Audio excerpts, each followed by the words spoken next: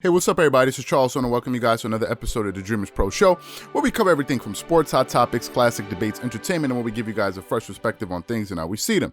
And in today's episode, the topic is, are the Clippers secretly resting their players? So that's the topic I want to get into in today's video. But before we get into that, I want you guys to please make sure you go ahead and hit the like button, hit the subscribe button, and make sure you hit the notification bell to ensure that you receive our videos whenever they come out.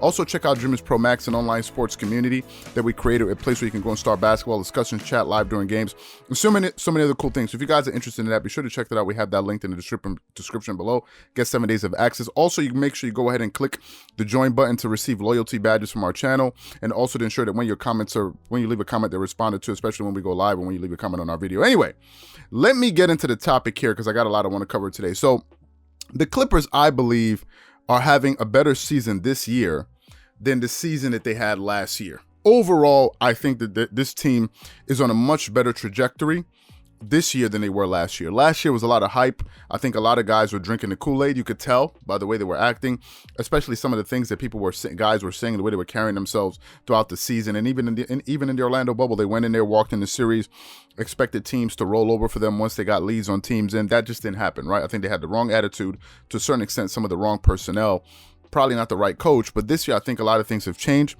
They've made some major upgrades to their roster by adding Serge Ibaka, who led the league in shot blocking 3 times, who's a former champion. He won his first title with the Toronto Raptors alongside Kawhi Leonard, so they have some synergy there. He's a big body. He's a 6'10", 6'11" center. They can stretch the floor, block shots, and give them something that they definitely did not have last year in Montrezl Harrell. Then they went out there and got a glue guy, really to replace JaMychal Green and Nicholas Batum, and he ended up being just a diamond in the rough basically for the Clippers. They got somebody who looked like he was basically heading off into the sunset with his career, the way things ended in Charlotte.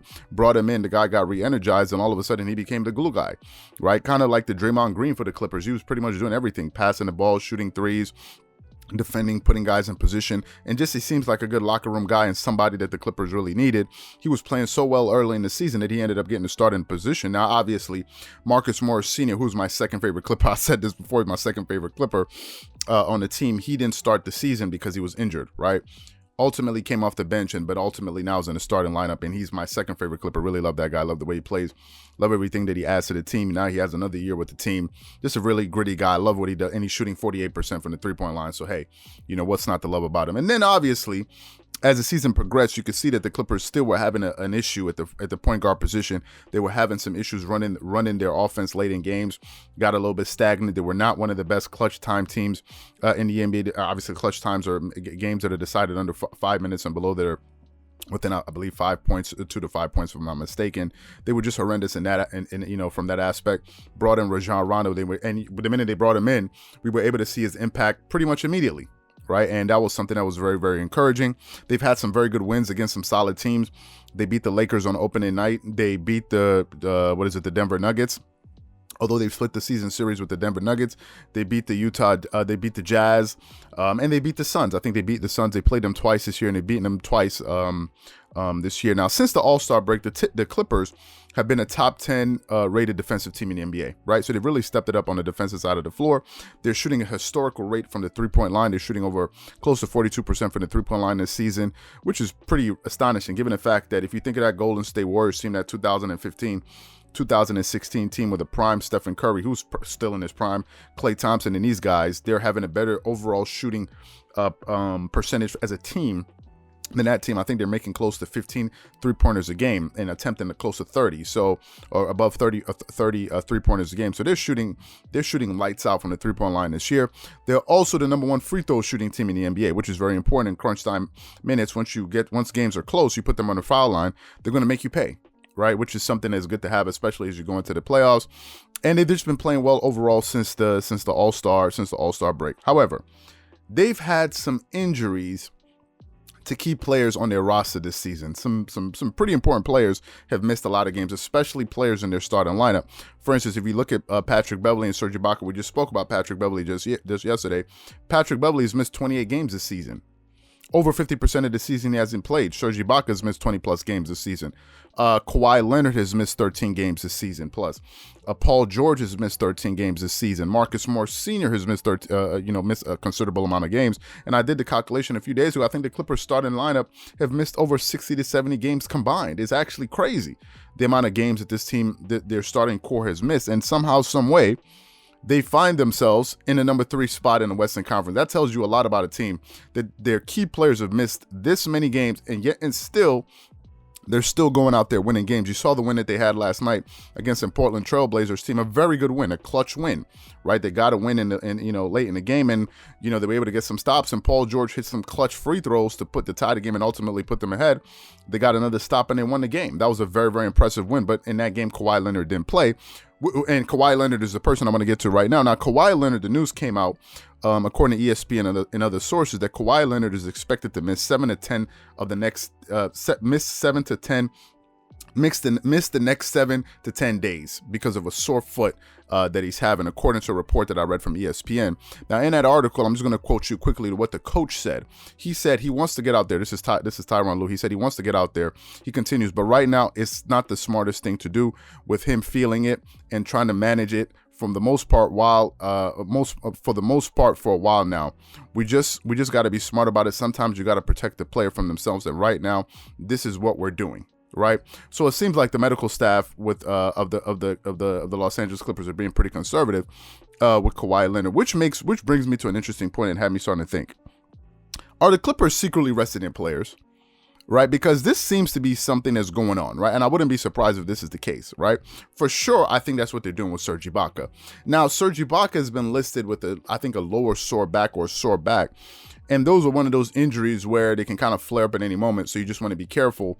And the Clippers went out there and got an insurance policy in DeMarcus Cousins, who played well last night, right? But I think they're just resting Serge Ibaka. They don't want to take any risks with him, and I think they're resting him. Patrick Beverley has a legitimate injury. They said he has a fractured hand, so that's something you can easily diagnose. But a lower sore back is a little bit harder to do. A sore foot is harder to do. It's like, I have a sore wrist. Like, that's a little bit harder to track, right?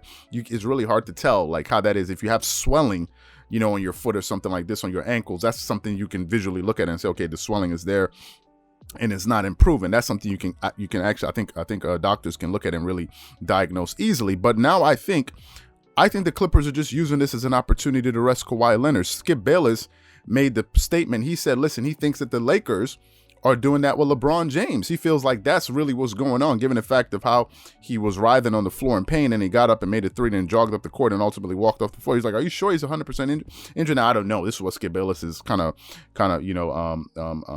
speculating on, but I wouldn't be surprised if the Clippers are just using this as an opportunity. They're probably looking at their schedule heading forward. They just beat a solid team in the Portland Trailblazers, and they're like, listen, we're already the number 3 seed in the Western Conference. I don't think they're going to move up in the standings. So they're probably just diagnosing the situation and say, listen, if we can get our star player some rest, remember, he's going to be out for all of this week for 7 to 10 days. They're like, let's just get the guy some rest. Let's keep his body fresh. And I wouldn't be surprised if the Clippers have a solid record and they know that they can't move in the Western Conference standings with about 4 games left. Trust me, they're going to start resting guys, right? I think their season would have come to an end and they want to make sure guys are going into the playoffs fresh without any knick-knack injuries. So that's probably something that's taking place, and I think they're doing that to some extent. It's hard to pinpoint. I don't have any solid evidence to prove it, but it wouldn't be out of the shot of a doubt that that's actually happening. Brandon Marshall mentioned the same thing with the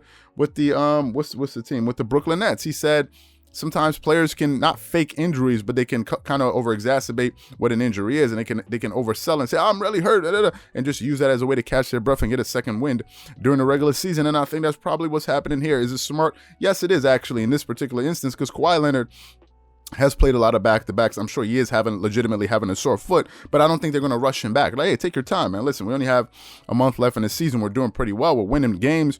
So why not just take a breather? And I think that's probably what's happening. I wouldn't be surprised if it is. So what I want to know from you guys is, do you think the Clippers are secretly resting some of their players? And do you think they're going to rest some of their key players moving forward if they notice that they're not going to, the standings, the Western Conference seeding, they're not going to be able to move up or move down? Whatever you guys think, please leave your thoughts and comments in the comment section below. Again, if you enjoy the video, be sure to make sure you go ahead and hit the like button, hit the subscribe button, and hit the notification bell to be notified whenever we drop our content. Once again, this is Charles here from Dreamerspro, wishing you guys an amazing day and catch you guys on the next episode. Peace.